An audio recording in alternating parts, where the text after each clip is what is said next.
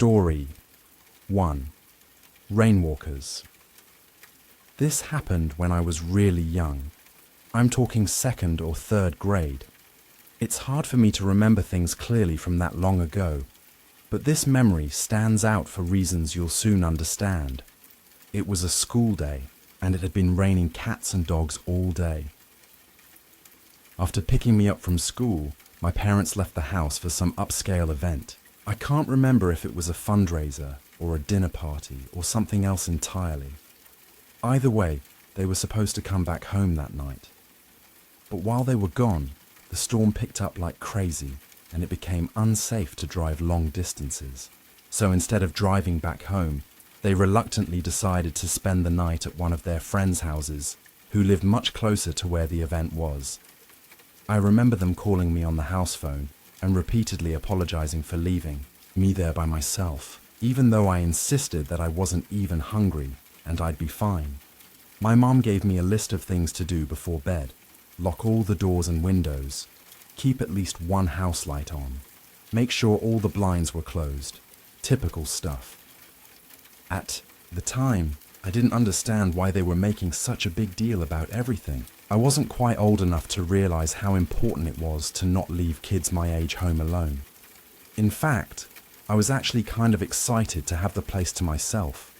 It meant unlimited candy and no bedtime. I obviously didn't have a TV or any kind of screen in my room, so I stayed downstairs in the living room watching TV on the couch. I told myself I'd do all that stuff my mum had requested right before going to sleep, since I was planning on staying up all night anyway. But at some point, later in the night, the sugar crash got to me and I accidentally fell asleep. No surprise there. I don't remember exactly what time I ended up waking up, but it was late enough for the TV to have gone into sleep mode. So 3 hours minimum. I distinctly remember being much colder when I woke up. Nothing too out of the ordinary. I mean, temperatures drop at night, but the difference was significant enough for me to instantly make the connection, even at that young age. I thought about just curling back up and going back to sleep, but then I remembered the list my mum had given me.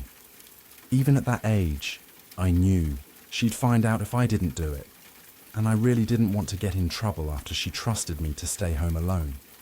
So I forced myself off the couch and went to check the windows and doors. I went around and did everything she asked. Locked the front and back doors, closed all the blinds, checked the windows, even the light. Everything was shut tight, which confused me a little because the house still felt way colder than it should have. I even put my hand against a couple of the windows to make sure they weren't cracked open or something, but they were all sealed. I figured maybe the storm knocked out the heater or something, and I didn't think much more about it. That explanation made sense to me at the time, and I was so tired that I couldn't devote more energy to thinking about the heat. So I headed upstairs to my room, ready to crawl into bed and forget about it. When I got to my room, I finally realized just how bad the storm had gotten. Our living room is tucked into the center of the house, so I hadn't really been able to appreciate the storm from down there. My childhood bedroom has a big external window though, so I could hear everything. The rain was slamming against the glass like it was trying to get in, and every minute or so there was a burst of lightning followed by a deafening clash of thunder. I wasn't scared of storms at that age, but I do remember being concerned that a tree was going to fall into the house. That's probably why I had trouble falling back asleep, even though I had been dead tired not even 20 minutes prior. As I was lying there trying to fall asleep, I started picking up on these odd sounds. Every so often, there were these weird creaking sounds, like shifting wood. Thing is, the entire floor is carpeted, so it couldn't have been coming from my room. At first, I thought it was a tree swaying in the wind, but the sound didn't quite fit. Even then I knew the general sounds associated with thunderstorms. This definitely wasn't one of them. It started bothering me after a while. For whatever reason, it wasn't the storm keeping me up. It was that stupid sound. I couldn't take it much longer, so I sat up and looked around the room, not really sure what I was looking for. I listened, trying to drown out the sounds of the storm and focus in on the creaking. Lightning flashed, illuminating the whole room. Everything looked normal. But my eyes were drawn to the only wooden thing in the room, the closet. The room went dark again, and I sat there, perfectly still. About a minute later, lightning flashed again, and my room was once again lit up for just a split second. And in that split second, I saw something that made me choke. The closet door was slightly ajar. It had been closed before. I was 100% sure of it. Something had opened it. There was something in my room. I didn't scream. I didn't speak. I didn't even think. I just got out of bed as quietly as I could and walked out of the room. That walk from the bed to the door felt like a 500-mile, 5-year journey. I immediately went downstairs and hid under the dining room table. Then, and only then, I started crying. I didn't know what else to do. There was someone in my house, in my room, and my parents were too far away to help me. I'm not sure how long I stayed under that table, but at one point I heard footsteps walking down the stairs. I held my breath, knowing that any sound I made could have ended my life. They weren't normal footsteps. It sounded like whatever it was jumping and pinballing down the stairs. The footsteps got closer.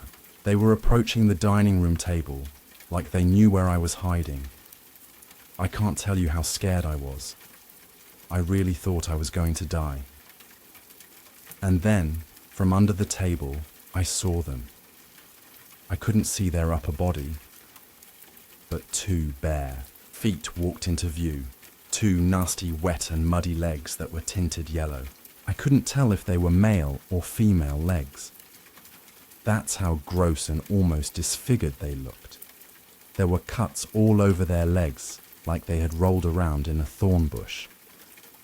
They were also stumbling, like they were struggling to even stand upright. And just as I thought it couldn't get any worse, they dropped something. It was a wrench.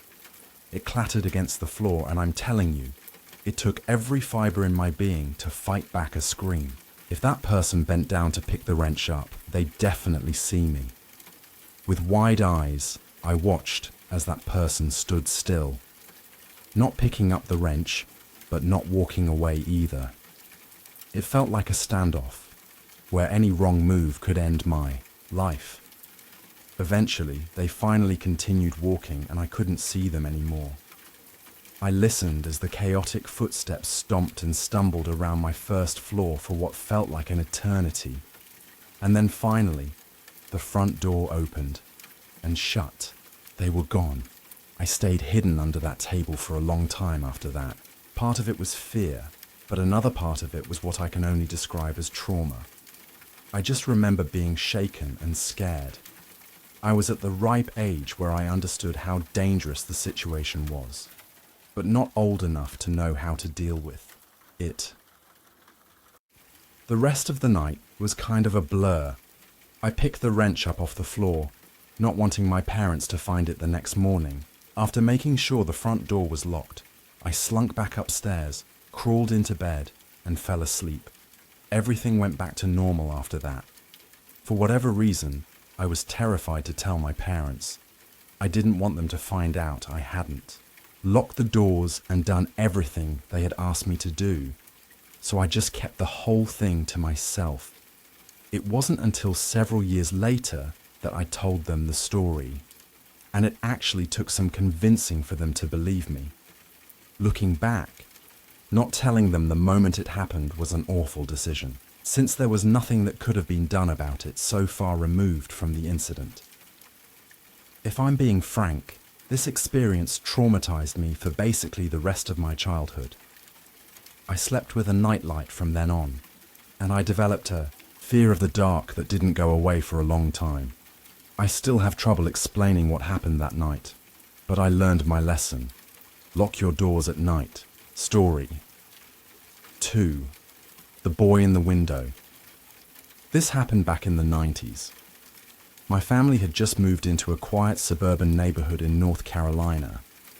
It was the kind of place where everyone knew each other. The grass was always trimmed and kids rode bikes until the streetlights came on. I was 9 years old at the time and naturally curious. Our new backyard had a worn wooden fence that separated us from the house next door. A grey, slightly run-down 2-story home that looked like it hadn't been cared for in years. A few days after we settled in, I was outside playing when I felt someone watching me. I looked up and saw a face in the second-floor window of the house next door. It was a boy, maybe around my age, pale as paper with jet black hair, just staring down at me. I waved at him, smiling, trying to be friendly, but he didn't move. He didn't smile. He didn't even blink. Just kept staring with wide, hollow-looking eyes. That night, at dinner, I told my parents about the boy in the window. My mum paused with her fork halfway to her mouth, and my dad frowned.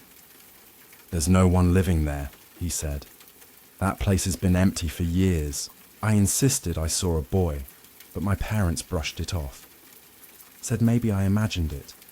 Maybe I saw a reflection. The next day, I went into the backyard again, and sure enough, he was there. Same window, same empty stare. I called out to him, this time. Still no reaction.